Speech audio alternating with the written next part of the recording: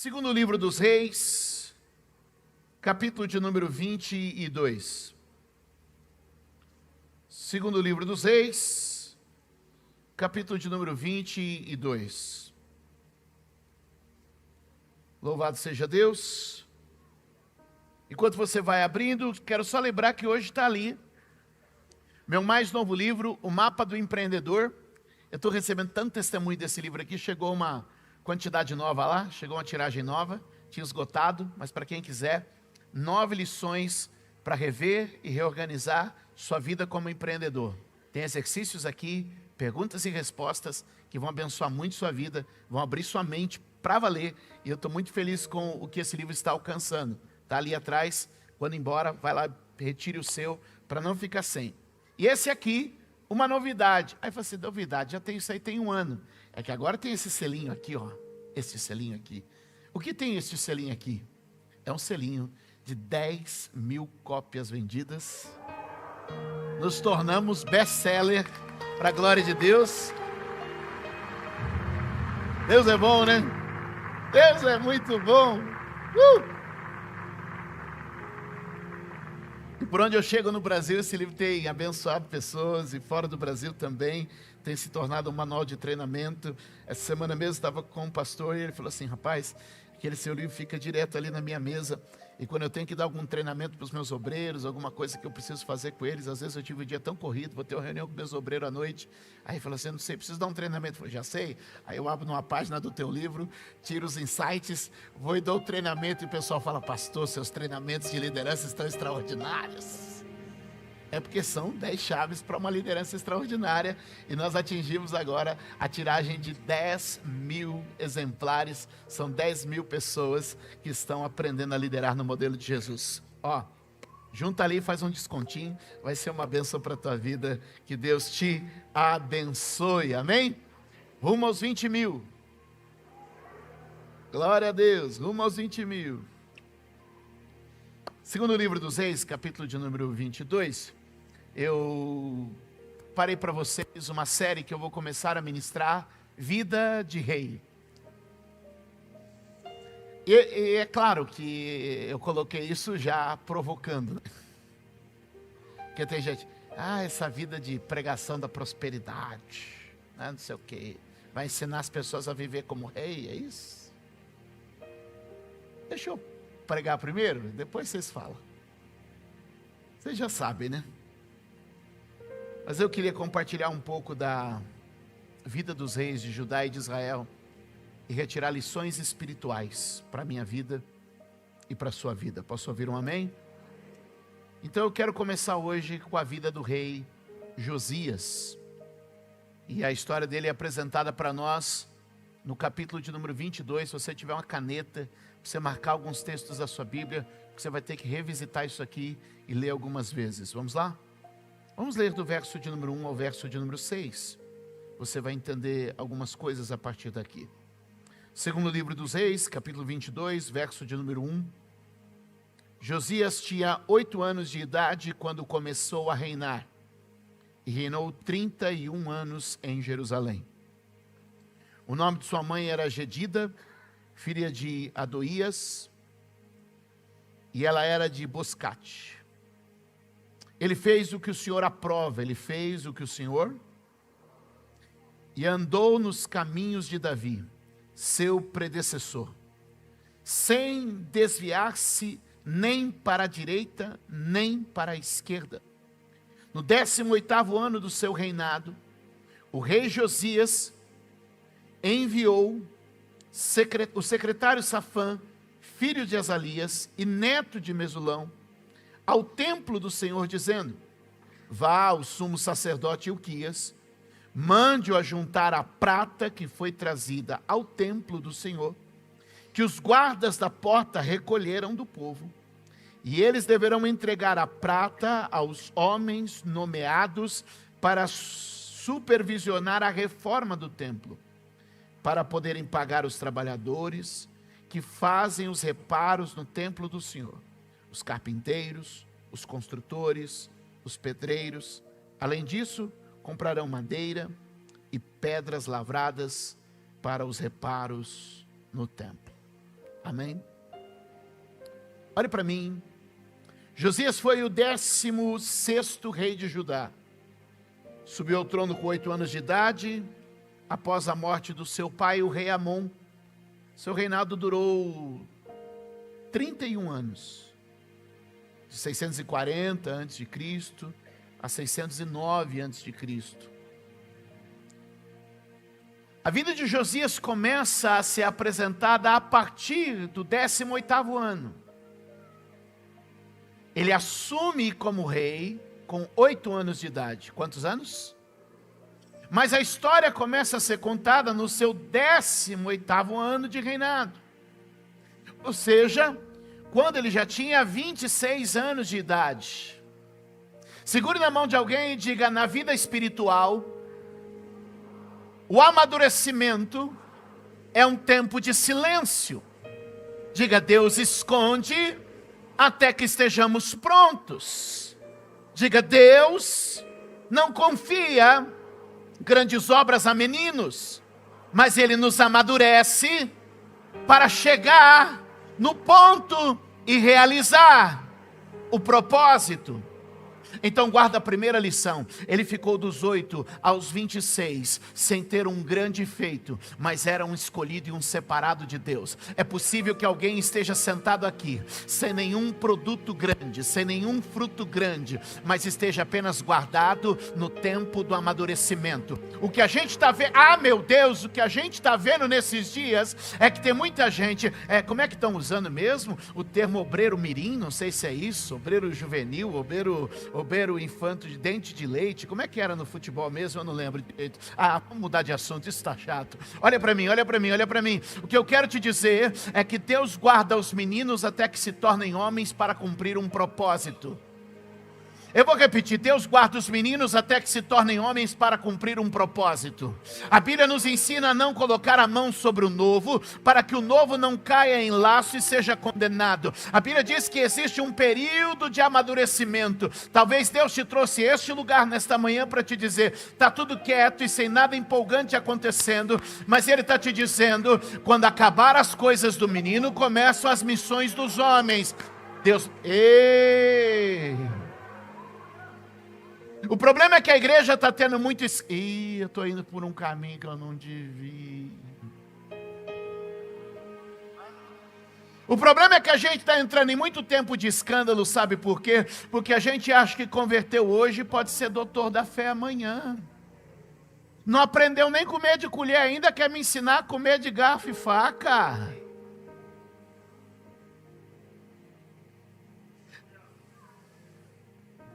Não, mas é porque, o apóstolo Paulo esperou 14 anos até o ministério, depois que converteu.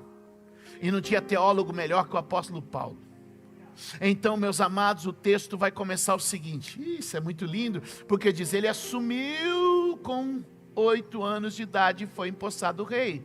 Mas ele começa o seu processo de reconstrução no 18º ano do seu reino. Foram 18 anos de amadurecimento para começar a fazer algo relevante. Levante a mão e diga: esperando o amadurecimento da fé. Então, primeiro, sai dessa ansiedade, sai dessa comparação e deixa a tua fé amadurecer. Quando eu era menino, me comportava como menino, mas logo que cheguei a ser homem, acabei com as coisas de menino. Quantos podem dar glória a Deus e dar um aplauso ao Senhor Jesus neste lugar?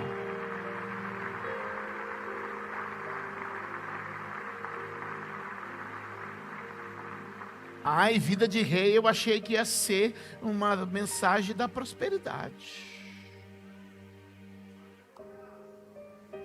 Só que não, gostei.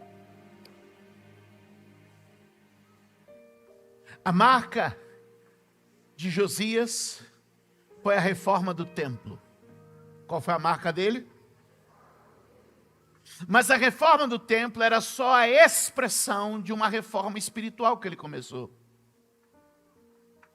Porque o que marca a vida de Josias são as reformas espirituais que ele dá início. E essas reformas espirituais começam com uma decisão. Escreva aí, escreva aí nas suas anotações. Decisão. Alguém repita comigo, decisão. Qual foi a decisão que ele tomou? Não serei como meu pai, não serei como meu avô. Que decisão foi essa? Uma ruptura. Anote essa palavra. Você que está me acompanhando, assistindo, escreva aqui nos comentários, ruptura. O que é essa ruptura, bispo? Estão prontos? Tem coisas que você não precisa repetir. Tem coisas que você não precisa seguir. Tem exemplo que você não precisa repetir. É preciso haver uma ruptura. O pai dele chamava Amon, o avô dele chamava Manassés. 2 reis terríveis. 2 reis terríveis. Que foram desobedientes ao Senhor. Que ofenderam ao Senhor. Mas o que eles fizeram? O que ele fez? Ele decidiu, eu vou ser diferente. Levante a mão e diga, hoje eu tomo a decisão da diferença.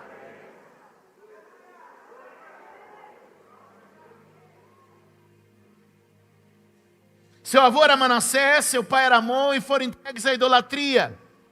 Guarde o que eu vou lhe dizer, nem toda cultura é boa, nem toda tradição deve ser preservada. Quebre os laços. Repita comigo, quebrando os laços espirituais. Guarde aquilo que você admira no teu pai, guarde aquilo que é bondoso na tua família, mas passe pelo filtro da palavra.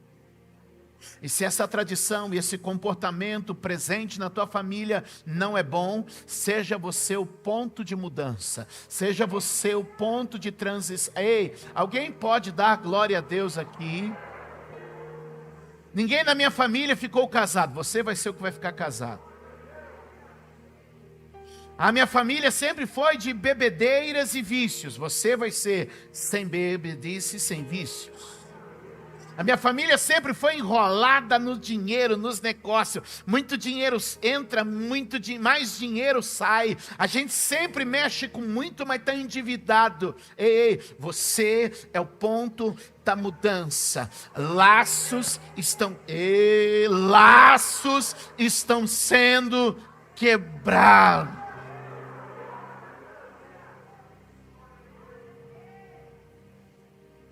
Deixe-me colocar isso numa outra perspectiva. Meu tempo é curto, mas eu preciso ler alguns textos com vocês.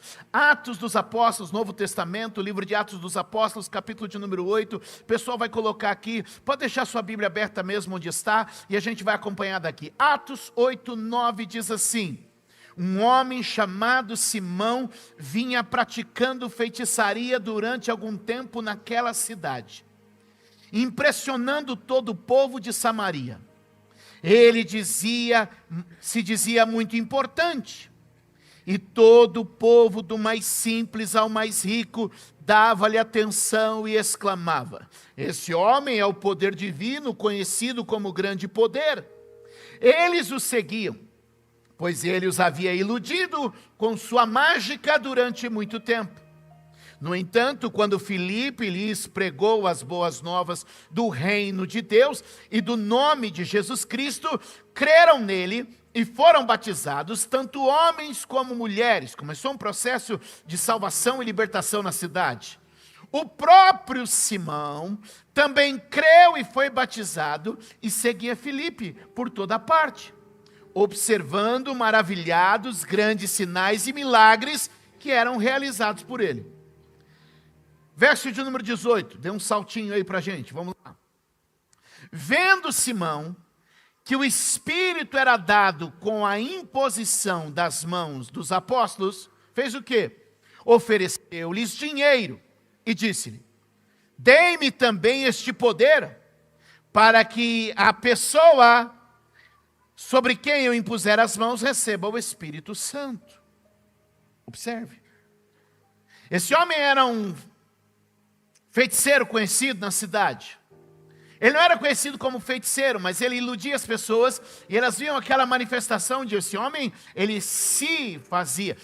Eu tenho um problema com pessoas que precisam se fazer, se apresentar, se posicionar, se demonstrar. Hoje em dia as pessoas estão muito assim, elas querem construir uma autoimagem, elas querem se apresentar, elas querem se firmar como alguém importante, sim ou não? Quando você vê uma pessoa assim, isto é um sinal, E a Bíblia diz que então o evangelho foi pregado por Filipe, e pregado por Filipe, ouça por favor, a Bíblia diz que este Simão também foi, creu e se batizou. E começou a participar de tudo que a igreja fazia. Estava nos cultos, estava na presença de Deus ali nos cultos, na adoração, nas orações, nas reuniões, nas leituras bíblicas. Ele estava ali. E de repente os apóstolos vêm, a Pedro e João estão impondo as mãos sobre as pessoas, e elas estão sendo batizadas com o Espírito Santo pela oração dos apóstolos. E ele diz: uau, eu quero participar disso também. Então a Bíblia diz que ele ofereceu grande soma em dinheiro, para que os apóstolos dessem a ele também esse poder. Daí surgiu um termo, eu vou passar bem rápido sobre esse termo, o termo chamado simonia. O que é simonia? Você pode pesquisar depois. É tentar adquirir dons e posições espirituais através da compra. É quase igual pastor que compra seguidor para dizer que é um pastor importante. Não podia ter falado isso. É umas coisas que escapam, gente. Não sou eu. Eu não vigio. Escute, olha para mim. Então ele tenta comprar o dom. Agora veja, por favor. Ele estava na igreja. Ele estava acompanhando Filipe. O que aconteceu com ele? Veja o verso 22. Talvez isso vai clarear a minha mente e a sua mente. Verso de número 22 do texto, põe para nós aqui, ó. Atos 8, 22. Arrependa-se dessa maldade e ore ao Senhor. Talvez Ele lhe perdoe tal pensamento do seu coração. Pois vejo, o que Pedro está vendo? Que você está cheio de amargura e preso pelo pecado. O que a Bíblia está dizendo? Que aquele homem estava na igreja, mas continuava aprisionado. E precisava de libertação. Ele havia se batizado, havia crido, estava acompanhando o pastor nos cultos e acompanhando os pastores nas orações, mas ele ainda tinha um laço que o aprisionava. Voltemos a Josias. Josias decidiu quebrar o vínculo, romper o laço, desfazer a amarra. Se você me der 2 minutos, eu quero fazer uma oração por você aqui. Levante a sua mão aí onde você está. Eu não sei se na tua família teve vício, teve adultério. Eu não sei se no passado você se envolveu com feitiçaria, magia. Eu não sei se você já roubou, colocou dinheiro, mexeu com dinheiro estranho. Eu não sei no que você já se envolveu, ou no que você ainda carrega. Mas eu quero te dizer que daqui para trás, voltando agora no teu passado, eu estou declarando em nome de Jesus, que hoje é um dia de quebrar vínculos, de quebrar maldições. As histórias não se repetirão, laços diabólicos não permanecerão em você, em sua casa, em sua família. Nós declaramos que o sangue de Jesus tem poder, e nós damos uma ordem agora, que toda legalidade, obra maligna, ação do inferno, seja banida agora da tua vida, para a glória do nome de Jesus, e que hoje aqui, por meio da fé, a verdadeira liberdade da palavra venha sobre a tua vida, seja quebrada, cancelada e rompida toda ação e influência do maligno, em nome de Jesus. Agora, diabo, pega o que é teu e bate em retirada. Sai da família, sai do lar, sai da história desse casal, sai da história dessa família, em nome de Jesus. Em nome de Jesus.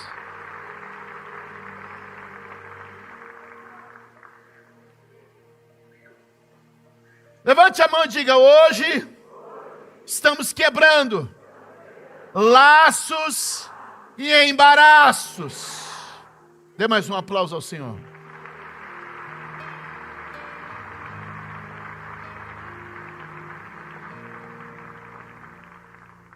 Em segundo lugar, eu preciso salientar para você que ele fez um romper com avô e pai, mas buscou uma referência espiritual. O que ele fez? Observe o verso de número 2 do capítulo 22 de 2 Reis que nós estamos lendo. Põe para mim o texto. Ele fez o que o Senhor aprova e andou nos caminhos de Davi, seu predecessor, sem desviar-se nem para a direita, nem para a esquerda. Diga comigo: o poder da referência. De novo e mais forte, vamos lá.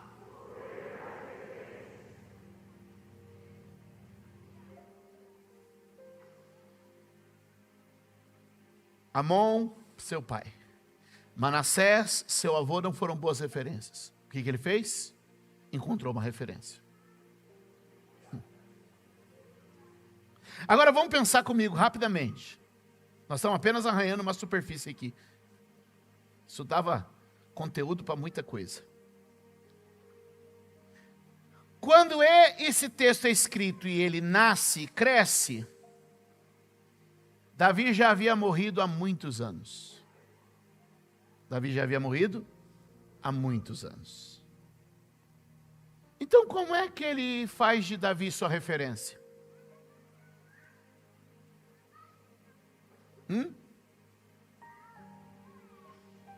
Porque a relação mais barata, escute o que eu vou te dizer agora, mais econômica, mais acessível e mais prática para qualquer referência é a leitura.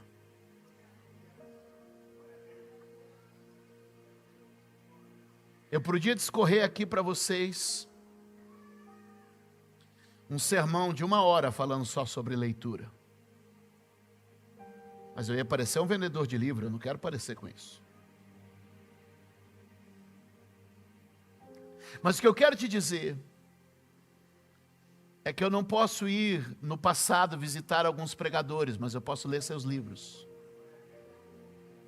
Eu não tenho agenda, nem recursos ilimitados para poder estar nas conferências dos maiores pregadores do mundo, mas eu posso ler seus livros.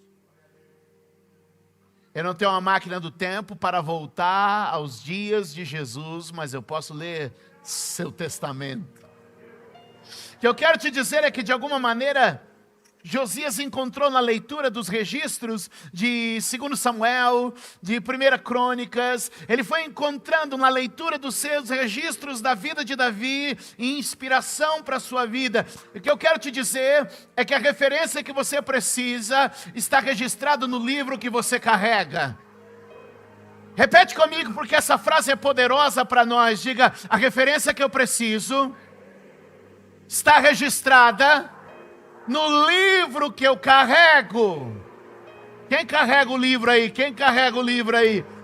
Então começa a ler esse livro, criatura, porque aí está a referência para você não desviar nem para a direita, nem para a esquerda, mas andar no caminho que agrada ao Senhor. Levante a tua mão e diga: esta palavra me deu um caminho direto para a vontade de Deus.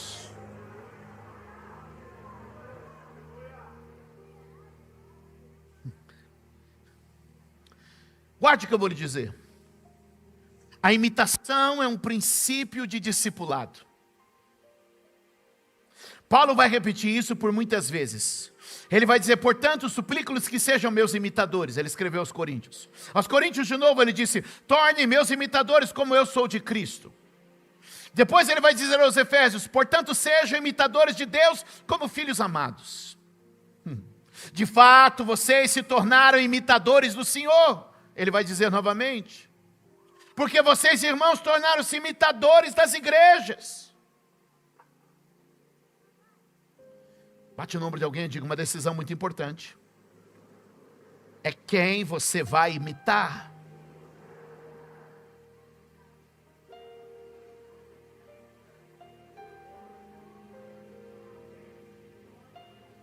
Uma decisão muito importante na sua vida espiritual é quem você vai imitar.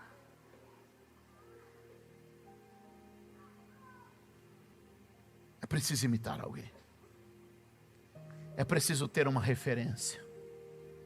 Jesus é sua referência maior.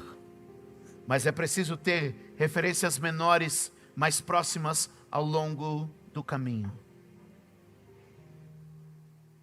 No momento de vida que você está, a pergunta que eu lhe faço é: quem seria a melhor referência para você?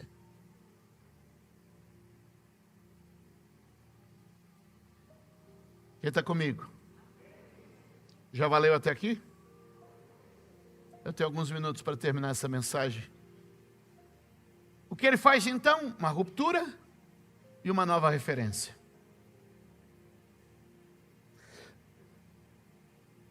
Uma ruptura e uma nova referência. E ele se volta. Porque uma das marcas de Davi, olhe para mim. Uma das marcas de Davi é que Davi amava a casa do Senhor. Davi amava a casa do Senhor. Não, fique tranquilo. Eu não vou falar de construção, não vou falar de oferta de construção, do que nós estamos gastando na construção, não é esse o meu tema. Davi amava a casa do Senhor. E o que havia sido desprezado e esquecido nos dias de Amon e de Manassés foi a casa do Senhor. E nessa reforma que ele começa agora, ele manda: vamos limpar a casa do Senhor, vamos tirar o entulho. Vamos limpar. Vamos trazer de novo a adoração. E a Bíblia vai dizer que eles começam a mexer na casa, mexer na casa, mexer na casa, mexer na casa, mexer na casa. E eles vão mexendo na casa.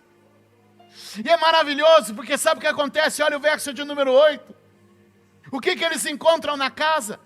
Então o sumo sacerdote Ilquias disse ao secretário Safã: o que? Leia comigo, igreja. Encontrei o livro. Ei, estava lá, de repente, não sei, ele está ali, ele está mexendo, ele está pondo as coisas no lugar, ele está arrumando, e estão aqui colocando, e de repente, uau,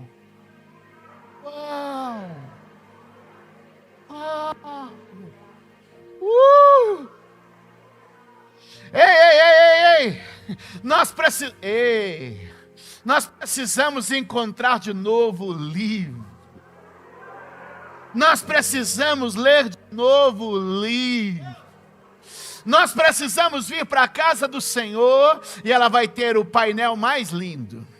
ela vai ter as luzes mais brilhantes, ela vai ter os instrumentos mais impressionantes, ela vai ter os equipamentos mais perfeitos, ela vai ter os instrumentistas, ela vai ter a tecnologia, mas este livro é o centro, este livro é a vida da igreja, este livro é o tesouro escondido, esse livro é a riqueza que temos, esse livro vale mais que ouro, esse livro vale mais que prata.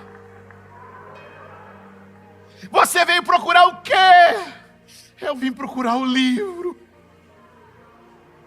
Na verdade, ele sabia o que estava procurando. Mas quando acharam, entenderam que acharam o tesouro. Quem pode dar glória a Deus?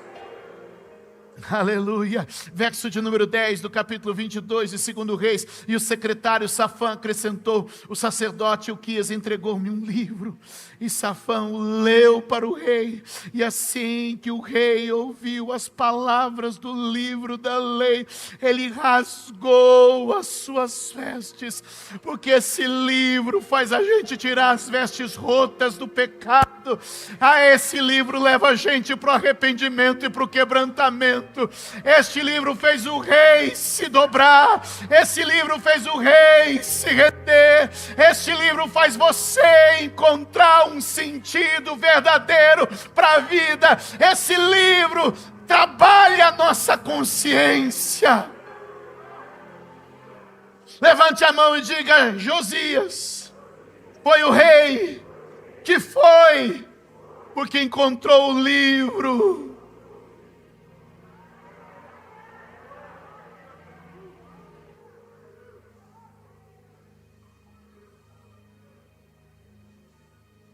Verso de número 19. Já que seu coração se abriu e você se humilhou diante do Senhor, ao ouvir o que falei contra este lugar e contra os seus habitantes, que seriam arrasados e amaldiçoados, e porque você rasgou as vestes e chorou na minha presença, eu o ouvi.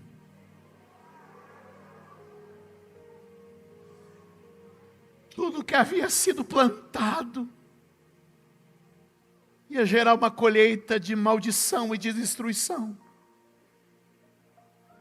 Mas Josias rompeu, rasgou suas vestes, e diante da leitura do livro se fez humilde e quebrantado. Deus disse: eu te ouvi. Eu te ouvi. Para você, alguém está dizendo aqui hoje, Deus está te dizendo: eu te ouvi. Eu te escutei. Eu te escutei. Eu te escutei. Verso de número 20. Do mesmo capítulo, verso 20. Só mais um verso.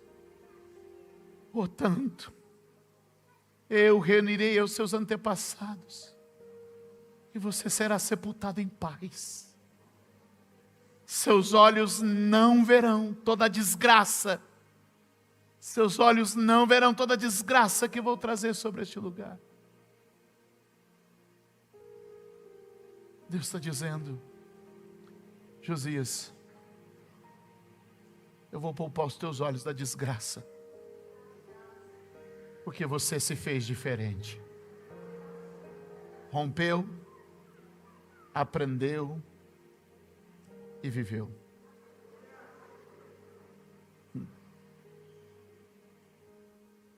Capítulo 23, verso 25. A Bíblia encerra a história de Josias dizendo assim: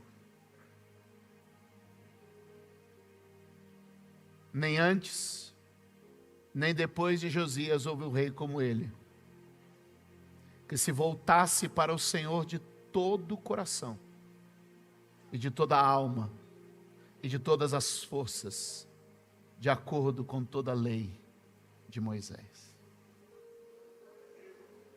Pega a sua Bíblia, por favor. Nem antes, nem depois de Josias, pode ficar de pé, houve um rei como ele que se voltasse para o Senhor com todo o coração, de toda a alma, de todas as suas forças, de acordo com a lei de Moisés. Pega o livro, abre o livro, Evangelho de Lucas, palavras do nosso Senhor e Salvador Jesus, capítulo de número 10, palavras de nosso Senhor e Salvador Jesus, Lucas capítulo de número 10, verso de número 25.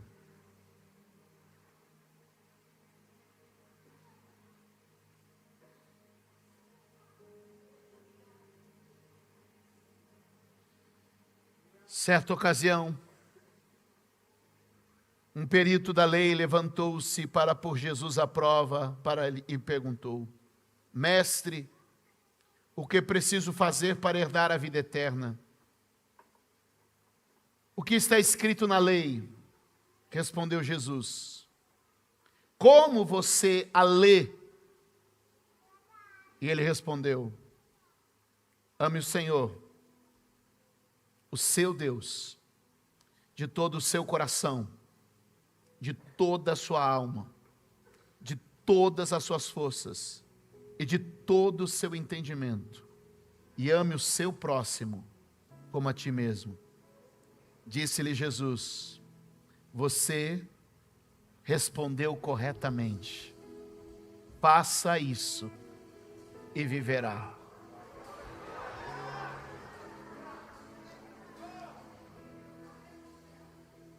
Esse livro tem o poder de interromper maldições da família,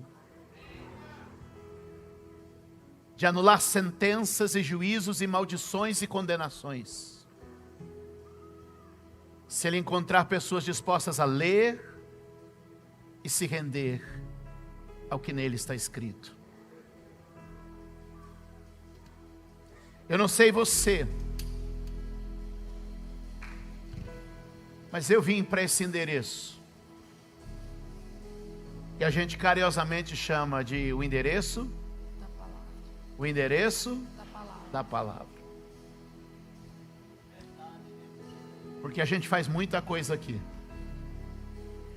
mas o que a gente faz mesmo é abrir a palavra.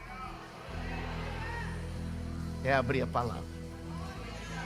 Nunca houve um rei em Israel como o rei Josias.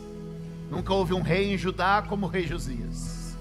Porque amou ao Senhor de todo o seu coração, com todas as suas forças e com todo o seu entendimento. O coração fala das suas emoções. Que suas emoções estejam rendidas ao Senhor hoje. Força fala da intensidade da sua entrega. Que com toda a tua força e decisão, você se renda ao Senhor hoje. Entendimento fala da maneira como sua mente se abre. Que você possa receber isso na presença do Senhor. Levante as suas mãos e diga: eu me rendo.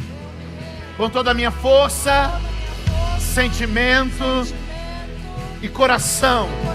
Diga: eu me rendo. Abrindo meu entendimento e colocando a minha vida na presença do Senhor. Diga: hoje eu sei que Jesus Cristo é o Senhor da minha vida, meu Salvador, meu Libertador. Toda maldição, toda mentira, todo engano foi quebrado, e eu e minha casa, a partir de hoje, viveremos livres, livres, livres de amarras e condenações. Nenhuma maldição, nenhuma sentença, nenhum juízo destruirá minha casa, mas eu viverei o extraordinário de Deus para minha vida. Quem crê, diga amém. Dê um aplauso ao Senhor.